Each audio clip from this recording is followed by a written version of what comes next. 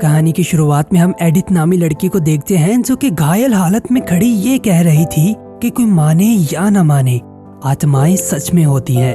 अब वो सबको अपनी कहानी सुनाती है कि जब वो 10 साल की थी तभी उसकी माँ की एक हादसे में मौत हो गई थी, इसीलिए उसे ताबूत में बंद करके दफना दिया गया। लेकिन रात को एडिथ की माँ की आत्मा उसके पास आई और उसे चेतावनी देने लगी कि लाल पहाड़ से बच कर रहना। अब कई साल बीत जाते हैं और समय आता है 1901 का। एडिथ भी अब बड़ी हो चुकी है। एडिथ ने अपने साथ बचपन में हुए आत्मा वाले वाकये पर एक किताब लिखी थी, जिसे पब्लिश करवाने के लिए वो एक पब्लिशर के पास जाती है। लेकिन पब्लिशर उसे कहने लगा कि उसे किसी लव स्टोरी पर किताब लिखनी चाहिए। ये भूत वूत की कहानियां तो आजकल कोई भी नहीं पढ़ता। वापिस आते हुए वो अपने बचपन के दोस्त एलन से मिलती है, जो कि एक डॉक्टर है। खैर, इस सब के बाद एडिथ अपने पिता के ऑफिस में अपनी कहानी को कंप्लीट करने लगती है। तभी वहाँ एक थॉमस शाह नामी व्यक्ति आता है, जो कि एडिथ के पिता से मिलने आया था। वह एडिथ की स्टोरी को पढ़कर उसकी बहुत तारीफ करता है। इसके बाद थॉमस एडिथ के पिता और बाकी लोगों को अपनी खुदाई करने वाली मशीन दिखाकर उन्हें उस पर पैसा लगाने के लिए कहता है।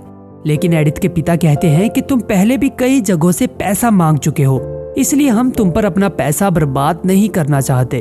अब रात को एडिथ के पिता और डॉक्टर एक पार्टी में जाने लगते हैं। इस बीच एडिथ घर पर अकेली थी। तभी एडिथ को कुछ आवाजें आने लगती हैं। उसके डोर का लॉक अपने आप ही हिलने लगा था। एडिथ दरवाजे को बंद कर देती है, लेकिन तभी उसकी माँ की आत्मा दरवाजे के आर पार होकर अंदर आ जाती है। वो एडिथ को फिर से वही बात कहती है जो उसने कई साल पहले कही थी कि लाल पहाड़ से बचकर रहना। कुछ देर बाद थॉमस एडिथ के घर आ पहुंचता है और एडिथ को उसके साथ पार्टी में जाने को कहता है। एडिथ मान जाती है और वो दोनों पार्टी में चल पड़ते हैं। इस जगह थॉमस की बहन लूसियल पियानो बजा रही थी, जिसकी धुन पर थॉमस और एडिथ डांस करने लगते हैं। एडिथ के पिता को थॉमस पर शक होने लगता है, इसीलिए वो एक जासूस को थॉमस के बारे में सब कुछ पता करने के लिए कहता है। दूसरी तरफ हम देखते हैं कि थॉमस अपनी बहन के साथ एडिथ के बारे में कुछ बात कर रहा था। फिर वो अपनी बहन से उसकी अंगूठी मांगता है ताकि वो अंगूठी एडिथ को पहना सके। अब जिस जासूस को एडिथ के पिता ने थॉमस के पीछे लगाया था, वो कुछ कागजात लाकर एडिथ के पिता को देता है और कहता है कि आपका शक सही था, थॉमस एक बहुत ही बुरा इंसान है। रात को एक दावत पर थॉमस एडिथ को प्रपोज करने ही वाला था कि तभी एडिथ के पिता थॉमस और उसकी बहन को अपने ऑफिस में बुलाते हैं और एक कागज का टुकड़ा दिखाकर कहते हैं कि मुझे तुम्हारे अतीत के बारे में सब कुछ पता लग चुका है। वो उसे एक चेक देकर उसकी बेटी की जिंदगी से चले जाने का कहते हैं। नीचे जाकर थॉमस सबके सामने ऐलान करता है कि वो आज रात को वापिस इंग्लैंड चला जाएगा। जाने से पहले थॉमस एडिथ को बुरा भला कहकर उसका दिल तोड़ देता है। अगली सुबह हम देखते हैं कि एडिथ के पिता वॉशरूम में खड़े थे कि तभी कोई शख्स आकर उसका चेहरा सिंक के साथ मार मार कर उसकी हत्या कर देता है। दूसरी तरफ थॉमस एडिथ को लेटर लिखता है कि मैंने ये सब कुछ तुम्हारे पिता के कहने पर किया था, क्योंकि मैं बहुत गरीब हूँ, इसलिए तुम्हारे पिता नहीं चाहते थे कि मैं तुम्हारे साथ रहूं। ये पढ़कर एडिथ जल्दी से थॉमस के पास जाती है और उसे अपने प्यार का इजहार करती है। दूसरी तरफ एडिथ को खबर मिलती है कि उसके पिता अब इस दुनिया में नहीं रहे। अपने पिता की मौत पर एडिथ बहुत ज्यादा दुखी थी, क्योंकि उनके अलावा एडिथ का इस दुनिया में कोई नहीं था। अब हम देखते हैं कि थॉमस की बहन की अंगूठी थॉमस ने एडिथ को पहना दी थी और एडिथ के साथ शादी करके वो उसे अपने साथ इंग्लैंड अपने घर ले जाता है। ये एक बहुत बड़ा खंडर नुमा महल था। वहाँ जाते ही एडिथ को कोई परछाई दिखाई पड़ती है जो कि लिफ्ट से ऊपर की ओर जा रही थी। एडिथ ये सब थॉमस और उसकी बहन को बताती है, लेकिन वो कहते हैं कि ये सब तुम्हारा वहम है, इस घर में हमारे अलावा कोई भी नहीं रहता। लेकिन एक बात याद रखना कि कभी बेसमेंट में मत जाना। कुछ देर बाद हम थॉमस और लूसियल को चाय में कुछ मिलाते हुए देखते हैं। इधर वॉशरूम में एडिथ को कोई परछाई दिखाई देती है, लेकिन अगले ही पल वो परछाई गायब हो जाती है। कुछ देर बाद थॉमस एडिथ को वही मिलावट वाली चाय पिला देता है। दूसरी तरफ एडिथ के पिता का घर अब खाली किया जा रहा था ताकि उसकी जायदाद को बेचकर सारे पैसे एडिथ को इंग्लैंड पहुंचाए जा सके। तभी डॉक्टर देखता है कि एडिथ के पिता की चेकबुक से थॉमस के नाम का चेक कटा हुआ था। ये देखकर उसे थॉमस पर शक होने लगता है। अब रात को एडिथ को कुछ आवाज आती है, इसलिए वो दोबारा से जाग उठती है। एडिथ देखती है कि थॉमस उसके साथ नहीं था। थॉमस को ढूंढते हुए एडिथ को एक बॉक्स दिखाई पड़ता है जिसमें कुछ टेप्स रखी हुई थी। तभी जमीन में से एक आत्मा बाहर निकलकर उसकी ओर बढ़ने लगती है। एडिथ भागी भागी लिफ्ट से बेसमेंट में चली जाती है, जहाँ जाने से थॉमस ने उसे मना किया था। वहाँ उसे एक बॉक्स दिखाई पड़ता है जिस पर इनोला लिखा हुआ था। अगली सुबह एडिथ अपने साथ बीती सारी घटना थॉमस को बताती है लेकिन थॉमस उसकी बात को नजरअंदाज कर देता है। तभी थॉमस उसे बताता है कि लोग हमारी इस जगह को लाल पहाड़ कहकर बुलाते हैं क्योंकि हमारे महल के नीचे की मिट्टी लाल रंग की है। ये सुनकर एडिथ को याद आता है कि उसकी माँ ने उसे लाल पहाड़ से दूर रहने की चेतावनी दी थी। एडिथ समझ जाती है कि इस जगह कुछ तो गड़बड़ जरूर है। दूसरी तरफ हम डॉक्टर को देखते हैं जो कि एडिथ के पिता के लॉयर को कह रहा था कि मुझे थॉमस में कुछ तो गलत लग रहा है। लॉयर डॉक्टर को कहता है कि तुम्हें उस जासूस से बात करनी चाहिए जिसे एडिथ के पिता ने हायर किया था। दूसरी तरफ रात को सोते समय एडिथ को सपनों में एक आत्मा दिखाई पड़ती है जो उसे यहाँ से चले जाने का इशारा करती है। तभी एडिथ की आंख खुलती है और वो देखती है कि आज भी थॉमस उसके पास नहीं था। एडिथ को अपने रूम में किसी आत्मा की मौजूदगी का एहसास होता है, इसीलिए वो कहती है कि अगर यहाँ कोई आत्मा है तो मेरा हाथ पकड़कर मुझे संकेत दो। तभी कोई चीज एडिथ का हाथ पकड़कर उसे नीचे गिरा देती है। फिर एडिथ देखती है तो वॉशरूम के बाथटब में एक आत्मा लेटी थी। वो एडिथ को कहती है कि यहाँ से भाग जाओ वरना वो लोग तुम्हें भी जिंदा नहीं छोड़ेंगे। एडिथ भागी भागी थॉमस के पास चली जाती है। वो उसे सब कुछ बताती है, लेकिन थॉमस की बहन कहती है कि ये तुम्हारा कोई वहम होगा, ये भूत वूत कुछ नहीं होते। ऊपर जाते हुए थॉमस की बहन थॉमस को कहने लगी कि इससे पहले कि सारा खेल बिगड़ जाए हमें जल्दी से जायदाद के कागजात पर एडिथ के साइन ले लेने चाहिए। अगले दिन थॉमस एडिथ को लेकर पोस्ट ऑफिस चल पड़ता है। पोस्ट ऑफिस में एडिथ के लिए 2 लेटर्स आए हुए थे, लेकिन तभी बहुत तेज तूफान आने लगता है और उन्हें रात वहीं बितानी पड़ती है। रात को एडिथ और थॉमस एक दूसरे के करीब आने लगते हैं। अगले दिन एडिथ देखती है तो थॉमस की बहन की चाबियों में एक चाबी पर इनोला लिखा हुआ था, जिसका बॉक्स उसने बेसमेंट में देखा था।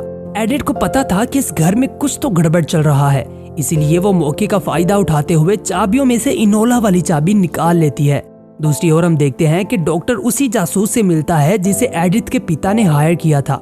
जासूस उसे वही कागजात देता है जो उसने एडिथ के पिता को दिए थे, जिसमें यह लिखा था कि थॉमस पहले से शादीशुदा है। डॉक्टर समझ जाता है कि एडिथ खतरे में है, इसीलिए वो एडिथ के पास जाने के लिए इंग्लैंड की ओर निकल पड़ता है। इधर एडिथ पोस्ट ऑफिस से आए लेटर्स को खोलती है। पहला लेटर उसके लॉयर की तरफ से था, जिसमें एक डॉक्यूमेंट रखा था जिस पर साइन करते ही उसकी सारी जायदाद को इंग्लैंड भेज दिया जाएगा। साइन करने से पहले एडिथ दूसरे लेटर को खोलती है। ये लेटर इनोला के नाम था। इनोला का नाम देखते ही एडिथ को फिर से शक होने लगता है और वो इनोला वाली चाबी लिए नीचे बेसमेंट में चल पड़ती है। नीचे जाकर वो इनोला वाला बॉक्स ओपन करती है। इस बॉक्स में 3 एनविलोप्स रखे थे। एडिथ तीनों एनविलोप्स को लेकर वापस ऊपर आ जाती है। वापस आकर एडिथ उन एनविलोप्स को खोलती है तो उसे पता लगता है कि थॉमस की पहले भी 3 शादियां हो चुकी हैं। उन तीनों की सारी जायदाद अपने नाम करने के बाद थॉमस और उसकी बहन ने उन्हें मार डाला।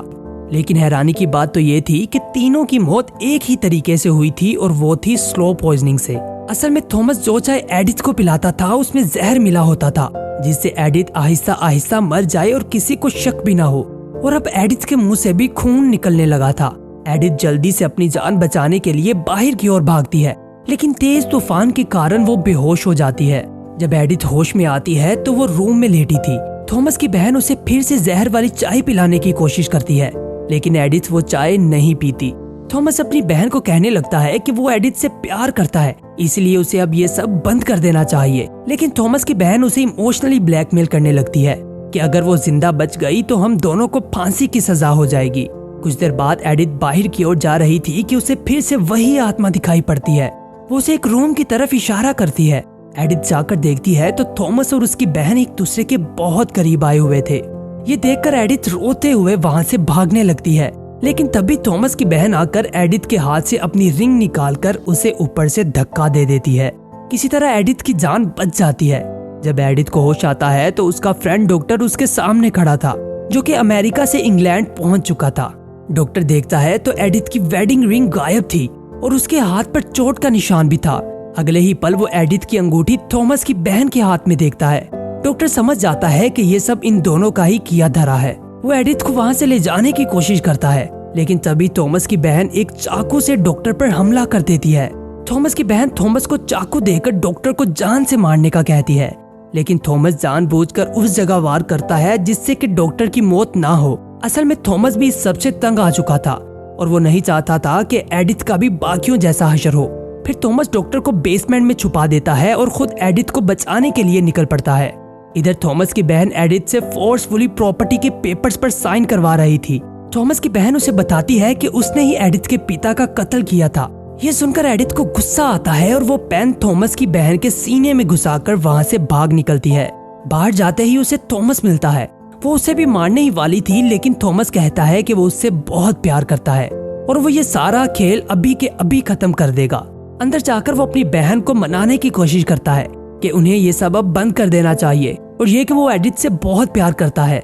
ये सुनकर थॉमस की बहन को गुस्सा आने लगता है और वो थॉमस को भी मार डालती है। थॉमस की बहन एडिथ को भी मारने के लिए दौड़ती है। उन दोनों में हाथापाई शुरू हो जाती है, लेकिन तभी वहाँ थॉमस की आत्मा आ जाती है। जैसे ही थॉमस की बहन का ध्यान थॉमस की तरफ होता है, एडिथ मौके का फायदा उठाते हुए थॉमस की बहन को मार डालती है और तभी वो ये लाइंस बोलती है कि कोई माने या न माने, आत्माएं सच में होती हैं। फिर एडिथ डॉक्टर को लेकर वापस घर की ओर चल पड़ती है। मूवी पसंद आई हो तो वीडियो को लाइक और चैनल को सब्सक्राइब कर देना। मिलते हैं अगली मूवी के साथ, तब तक के लिए गुड बाय।